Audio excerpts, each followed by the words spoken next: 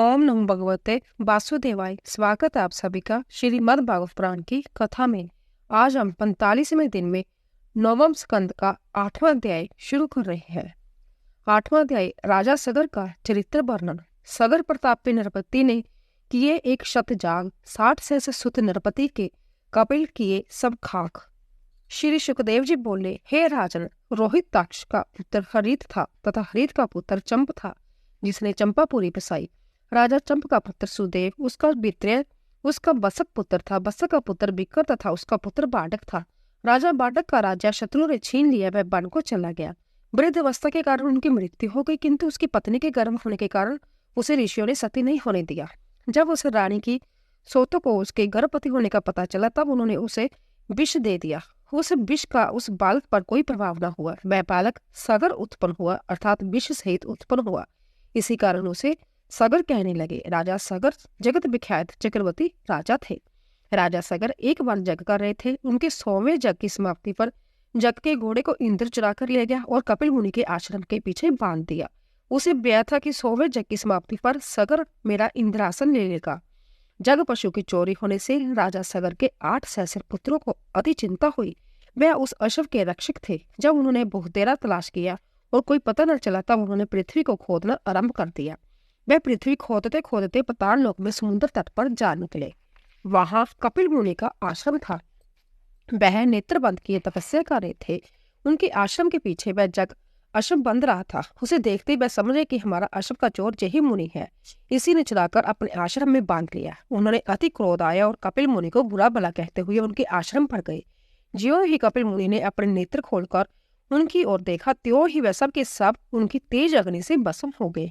उन्होंने अज्ञानवश मुनि का तिरस्कार किया था। इसी कारण उन्होंने जब भयंकर फल प्राप्त हुआ। जब राजा सगर को अपने पुत्रों के भस्म होने का पता चला, तो उन्हें महान क्लेश हुआ। राजा सगर की दूसरी पत्नी केशिनी की गर्भ से असमंजस उत्पन्न हुए। असमंजस के पुत्र अंशुमान थे। अंशुमान पितामह सगर की बड़ी सेवा करते थे। असमंजस पूर्व जन्म में जोगी होने के कारण पागलों की भांति रहते थे। वह नगर के बच्चों को समुद्र में डुबो देते। इसीलिए राजा सकर ने रुष्ट होकर उन्हें नगर से बाहर निकाल दिया। किंतु जोगी असमंजस ने पुण्य उन बच्चों को लाकर दे दिया। तब सबको अति आश्चर्य हुआ। असमंजस के पुत्र अंशुमान जग पशु को कपिल मुनि के आश्रम से लेने के लिए गए। उन्होंने कपिल मुनि की प्रार्थना की। उनकी प्रार्थना तथा स्तुति से प्रसन्न होकर कपिल देव ने वह अश्व दे दिया तथा कहा कि तुम्हारे इन चचाओं की मुक्ति गंगा जी के जल से होगी, अन्य कोई उपाय नहीं है। अंशुमान प्रसन्न होकर वहां से अश्व लेकर जग में आ गए और राजा सगर का जग पूर्ण कराया। राजा सगर अंशुमान को राज देकर बंधन मुक्त हो गए तथा और ऋषि की कृपा से परम पद प्राप्त कर लिया। 9वां अध्याय भागीरथ अति तप की भोगे कष्ट पार, गंगा जी को लाए कर कीनों को आधार। श्री सुखदेव जी बोले, हे राजा परीक्षित, अंशुमान ने गंगा जी से पृथ्वी पर लाने के लिए घोर तप किया, किंतु उनकी मृत्यु पहले ही हो गई। अंशुमान के पुत्र दिलीप ने अपने पिता की भांति गंगा जी की तपस्या की, किंतु वह भी मृत्यु को प्राप्त हो गए और गंगा जी न आई। फिर दिलीप के पुत्र राजा भगीरथ ने गंगा जी के लाने के लिए घोर तप किया। तब गंगा जी ने प्रसन्न होकर राजा भगीरथ को दर्शन दिया और वर देने के लिए कहा। तब भगीरथ ने हाथ जोड़कर कहा कि आप मृत्यु लोक में पधारें। गंगा जी ने कहा, हे राजन, जिस समय मैं स्वर्ग लोक से पृथ्वी पर आऊंगी, उस समय मेरे वेग को कौन सहन करेगा। आकाश से पृथ्वी पर गिरते मेरी तीव्र धारा पृथ्वी में समाकर अरसातल को चली जाएगी। इस कारण मेरे वेग को सहन करने वाला होना चाहिए। दूसरे दिन मेरे में पापी जन पाप धोवेंगे, उन पापों को मैं कहाँ धोने जाऊंगी।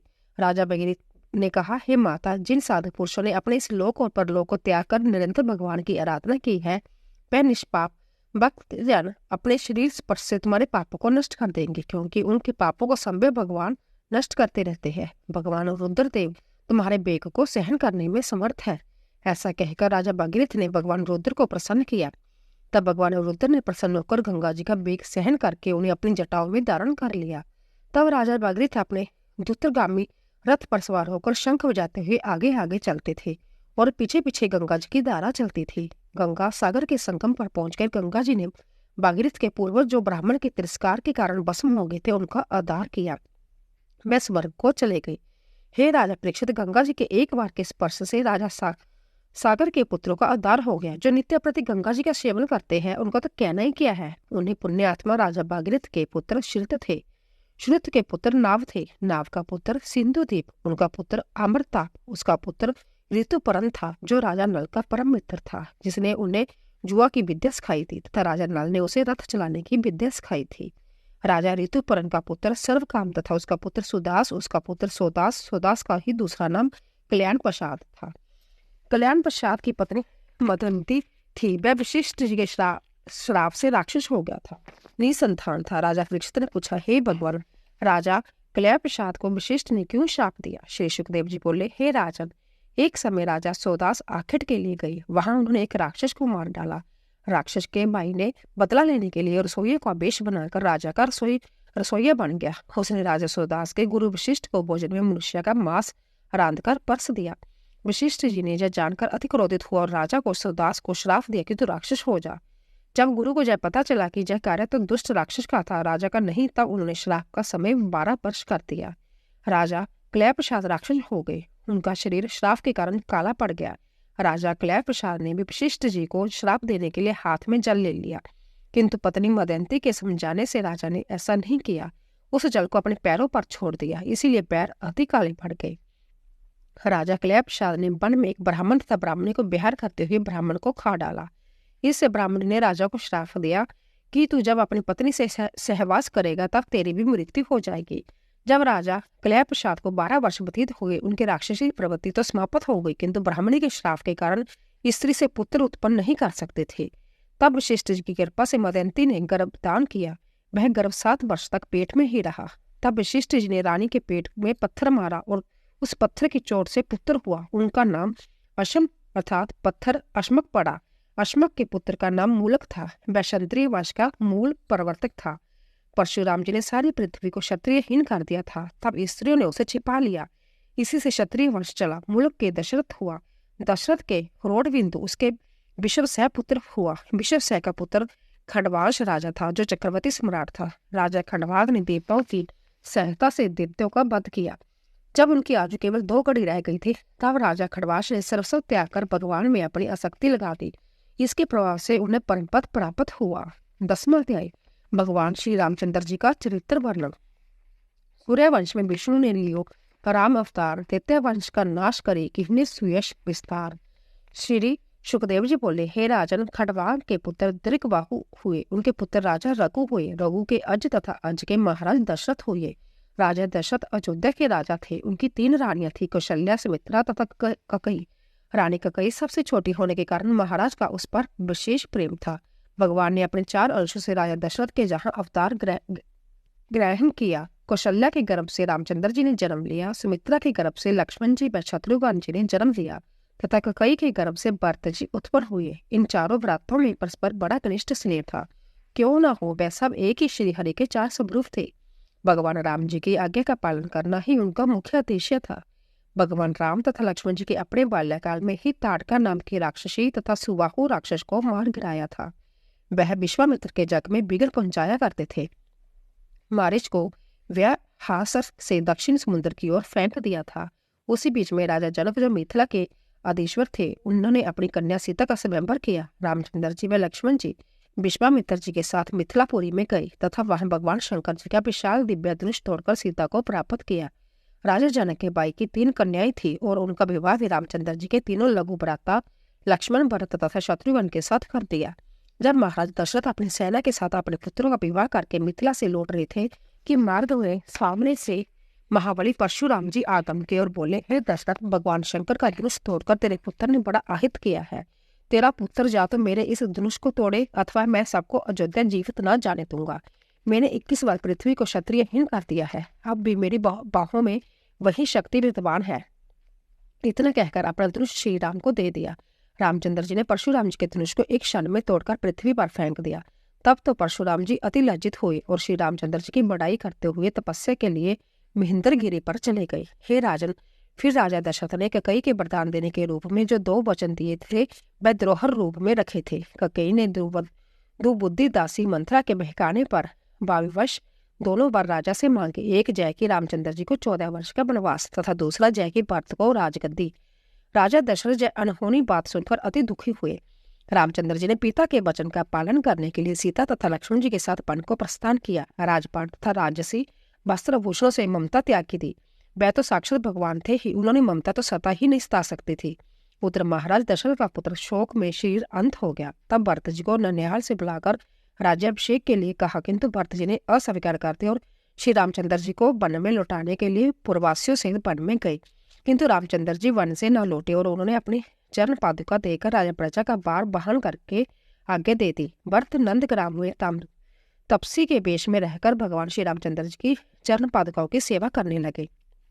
पंचवटी नामक स्थान पर रामचंद्र जी पर्णकुटी बनाकर अपने भ्राता लक्ष्मण तथा सीता जी के साथ रहकर कंद मूल तथा फलों का सेवन करने लगे। वहां पर शूर्पणखा नाम की राक्षसी रहती थी। उसने कामासक्त होकर रामचंद्र जी के साथ विवाह करने की इच्छा की। तब रामचंद्र जी की आज्ञा से लक्ष्मण जी ने उसके नाक कान काट लिए। उसने खरदूषण, त्रिशिरा आदि राक्षसी से सहायता मांगी।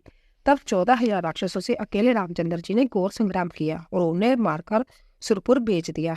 वह राक्षसी अपने भाई रावण के पास लंका में गई और सीता के सौंदर्य का वर्णन करती हुई बोली, मैं उस सुंदरी को तुम्हारे लिए ला रही थी। इसी अपराध से मेरे नाक कान राम लक्ष्मण नामक तपस्वियों ने काट लिए। तब रावण क्रोधित होकर मारीच दैत्य को मृग बनाकर सीता को हरण कर लाया और उस सती साध्वी को अपनी भार्या बनाने का प्रयत्न करने लगा। जब रामचंद्र जी उस कपट वेशधारी मारीच को, जो हिरण बना हुआ था, मारकर अपनी कुटी के लिए लौटे तो मार्ग में लक्ष्मण जी को आते देखा। जब दोनों भाई कुटी पर पहुंचे तो वहां पर सीता को ना पा अति व्याकुल हुए और सीता की खोज उस वन में फिरने लगी। उस कुटी से कुछ दूर पर उन्हें एक वृद्ध जटाजू नाम का गिद्ध पड़ा हुआ मिला। उस गिद्ध ने रामचंद्र जी से रावण नाम के राक्षस द्वारा सीता हरण तथा उसे छुड़ाने के लिए उस रावण से अपने युद्ध का संवाद सुनाया और बोला कि उसी रावण ने मेरी यह दशा की है। मैं केवल आपके दर्शन करने तथा यह दुखद संवाद सुनाने को ही जीवित हूँ। वह रावण समुद्र के किनारे दक्षिण की ओर लंका में रहता है। और यह कहकर जटाजू ने शरीर त्याग दिया। तब रामचंद्र जी ने अपने परम मित्र तथा भक्त जटाजू की अंत्येष्ट क्रिया की और आगे बढ़ गए। कुछ दूरी पर कवंद नाम के महादैत्य का संहार किया और फिर हनुमान जी की सहायता से सुग्रीव से मित्रता करके बाली नाम के वानर राजा का संहार किया और सुग्रीव की सहायता से असंख्य वानरों को दशों दिशाओं में बेचकर सीता जी की खोज कराई।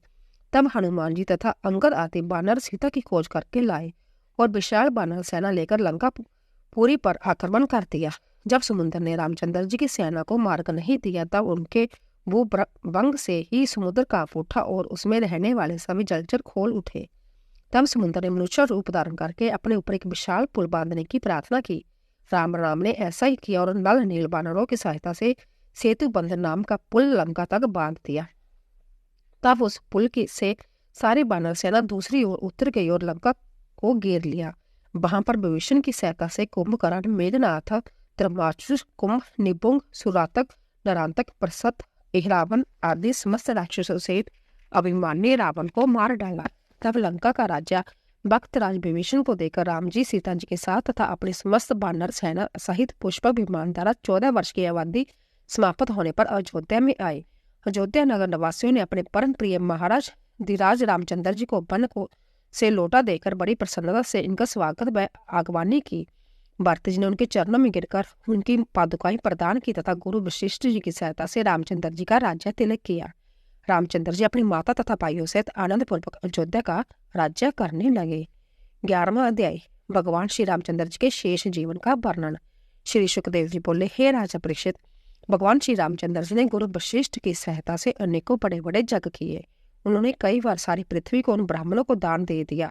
केवल अपने तथा सीता जी के पास पहनने के वस्त्र ही रह गए थे, किंतु आचार्य ने उन्हें पृथ्वी लौटा दी, क्योंकि उन्होंने समय प्रकाश भगवान राम को अपना आराध्य देव तथा भगवान राम ने उन ब्राह्मणों को अपना इष्ट देव स्वीकार किया था। एक बार रामचंद्र जी अपनी प्रजा की दशा देखने के लिए गुप्त रूप से घूम रहे थे। तब उन्होंने यह अपवाद सुना। एक मनुष्य अपनी पत्नी से कह रहा था कि रेक उल्टा, मैं राम की तरह से तुझको घर से निकली हुई औरत को फिर घर में नहीं रख सकता। रामचंद्र ने जैसे अपवाद बहुत के मुंह से सुना तथा लोग अपवाद के भय से उन्होंने अपनी पतिव्रता साध्वी पत्नी को त्याग दिया। सीता जी उस समय गर्भवती थी। मैं वाल्मीकि जी के आश्रम पर रहने लगी और वहीं पर लव कुश 2 पुत्र एक साथ उत्पन्न हुए। वाल्मीकि जी ने उनका जाति कर्म संस्कार किया। लक्ष्मण जी के 2 पुत्र थे, अंगद तथा चित्रकेतु।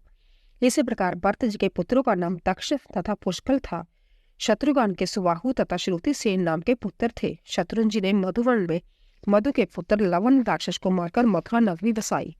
सीता जी लव कुश को वाल्मीकि जी को सौंपकर पृथ्वी में समा गई। श्री रामचंद्र जी अपने शोक वेग को ना रोक सके तथा सीता जी के पवित्र गुणों को बार बार स्मरण करते हुए अति दुखी हुए। जब समर्थवन पुरुषों की यही दशा है तो ग्रह सक्त पुरुषों की तो कहीं ही क्या जा सकता है। राम ने ब्रह्मचारी रहकर 13,000 वर्ष तक पृथ्वी का राज किया। श्री सुखदेव जी बोले, हे राजन, भगवान राम ने राज सिंहासन पर बैठने के बाद अपने भाइयों को दिग्विजय की आज्ञा दे दी और आप असंभव अपने भक्तों को दर्शन देते हुए सेवकों के साथ पुरी की देख रेख करने लगे। उनके शासनकाल में अयोध्यापुरी लक्ष्मी, ऐश्वर्य तथा दिव्य व्यय से परिपूर्ण थे। जब वह नगर में घूमने को निकलते थे तब नगर निवासी उनके दर्शनों के लिए भेंट ले लेकर आ जाते थे और उन पर पुष्पों की वर्षा करते थे। भगवान राम इस प्रकार राम राज्य करके अपने लोक को वायु सहित चले गए। 12वां अध्याय इक्ष्वाकु वंश के अन्य राजाओं का वर्णन। श्री सुखदेव जी बोले, हे राजन, कुश का पुत्र अतिथि था और अतिथि का निशा तथा उसका नव और पुंडरीक था। पुंडरीक का शेमदनवा, उसका देवनीक, उसका अनिल, उसका पायत्र, उसका बलिस्थल, उसका पुत्र भर्जनाव था। भर्जनाव का पुत्र खंडक विदिति और उसका हिरण्यनापी पुत्र था। हिरण्यनापी जैमिनी ऋषि का शिक्षण बड़ा योगी था। याज्ञवल्क्य ऋषि ने उसका शिक्षा स्वीकार करके अध्यात्म योग की शिक्षा प्राप्त की। हिरण्यनापी का पुत्र पुष्प, उसका ध्रुव संधि, उसका सुदर्शन, उसका अग्निवरण तथा अग्निवरण का पुत्र शिखर और शिखर का पुत्र मरु था। मरु का पुत्र परशुश्रुत, उनका संधि और उसका पुत्र असमर्थ था। अमरशरण का महाश्वान तथा महाश्वान का बिंदुसाहा, उसका प्रसेनजित, उनका तक्ष और तक्ष का पुत्र बृहदल था। उसी बृहदल को तुम्हारे पिता अभिमन्यु ने युद्ध में मारा था। हे राजन, अब इक्ष्वाकु वंश के आने वाले राजाओं के नाम सुनो। बृहदल का पुत्र बृहदन होगा, उसका पुत्र उरुप्रिय तथा उसका पुत्र पत्सवृद्ध, उसका पुत्र पतिओम, उसका पुत्र बानु तथा बानु का पुत्र दिवाक होगा। महाराज इक्ष्वाकु का वंश सुमित्र तक ही रहेगा, क्योंकि कलयुग के आने पर यह वंश समाप्त हो जाएगा। 13वां अध्याय राजा निम्मी के वंश का वर्णन करना। राजा निम्मी के वंश को क्रव मुनीष से आए नृपति परीक्षित सुन रहे, मन में अति हर्ष आए। श्री सुखदेव जी बोले, हे राजा परीक्षित, महाराज इक्ष्वाकु के पुत्र निम्मी थे। उन्होंने वशिष्ठ के द्वारा एक यज्ञ आरंभ कराया तथा वशिष्ठ जी ने कहा, हे राजन, मैं इंद्र का यज्ञ कराने जाऊंगा, क्योंकि वे पहले मुझे वर्ण कर चुके हैं, तब मैं तुम्हारा यज्ञ कराऊंगा। राजा निम्मी यह बात सुनकर चुप हो गई तथा वशिष्ठ जी ने इंद्र के जहाँ यज्ञ कार्य को चले गए। राजा निम्मी ने जीवन को क्षण भंगुर समझकर कि ना जाने यह कब समाप्त हो जावे, वशिष्ठ जी की प्रतिज्ञा न करके दूसरे ऋषियों से द्वारा यज्ञ आरंभ कर दिया। जब वशिष्ठ इंद्र का यज्ञ करा के लौटे तो उन्हें पता चला कि निम्मी ने उनकी बात न मानकर यज्ञ आरंभ कर दिया। निम्मी को अपने वेदांत तथा विचारशील होने का अहंकार था, इसलिए उन्होंने निम्मी को यह श्राप दिया कि निम्मी का देह वासन हो जावे। तब राजा निम्मी ने भी वशिष्ठ जी को यह श्राप दिया कि अपने लोभ के कारण धर्म का अनुसरण नहीं किया, अंत आपका शरीर भी नष्ट हो जावे। इतना कहकर राजा निम्मी ने अपना शरीर त्याग दिया। उधर वशिष्ठ जी ने भी शरीर त्याग कर उर्वशी के गर्भ में मित्र वरुण के द्वारा जन्म लिया। राजा निम्मी के ऋतुजों ने उनके शरीर को सुगंधित वस्तुओं में रख दिया। राजा निम्मी के यज्ञ की समाप्ति हुई तब वहां देवता लोग आए और उनसे ऋतुजों ने यह प्रार्थना की कि आप लोग शक्तिमान हैं, यदि आप प्रसन्न हो तो हमारे राजा निम्मी का यह शरीर पुनर्जीवित हो जावे। देवता लोगों ने प्रसन्न होकर कहा, ऐसा ही होगा। तब राजा निम्मी ने कहा, मुझे यह शरीर बंधन नहीं चाहिए। भगवान के चरणों का ध्यान करने वाले से शरीर बंधन को नहीं चाहते, क्योंकि यह शरीर किसी न किसी दिन अवश्य नष्ट होगा। अंत में शोक दुख के कारण शरीर को पुण्य धारण नहीं करना चाहता। देवताओं ने कहा, हे श्रेष्ठ मुनि, और राजा निम्मी शरीर धारण करना नहीं चाहते। जब प्राणियों के नेत्रों में सदा निवास करेंगे और वहां रहकर अपने सूक्ष्म शरीर से परमात्मा का भजन करेंगे, पलक उठाने तथा गिरने से इनका पता चलेगा। तब उन महर्षियों ने राजा शरीर के मंथन किया। उनमें से एक सुंदर कुमार प्रकट हुआ। वही राजा जनक तथा मंथन से प्रकट होने के कारण उस कुमार का नाम मिथिल रखा गया। उन्होंने ही मिथिलापुरी बसाई।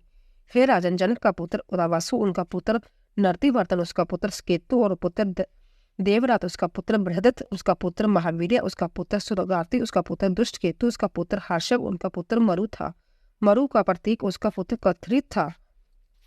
महाधृति का पुत्र कृतिरात और पुत्र महरोमा, उसका सबोरमा, उसका पुत्र हसमरोमा, उसका राजा हवरोमा के पुत्र महाराज सिरध्वज थे, जिनकी पुत्री सीता जी थी, जो हल्के अग्रभाग से उत्पन्न हुई थी।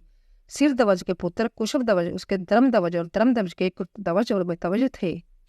हे राजा परीक्षित, मिथिला में उत्पन्न सभी राजा मैथिल तथा मिथिला केश कहलाए। वह सब बड़े आत्मज्ञानी तथा गृहस्थ आश्रम में रहते हुए भी सुख दुखादि विकारों से मुक्त थे, जैसा के सब जगवल्लभ जी के शिक्षक थे। तो दोस्तों, इसी तरह 13वां अध्याय पूरा हुआ।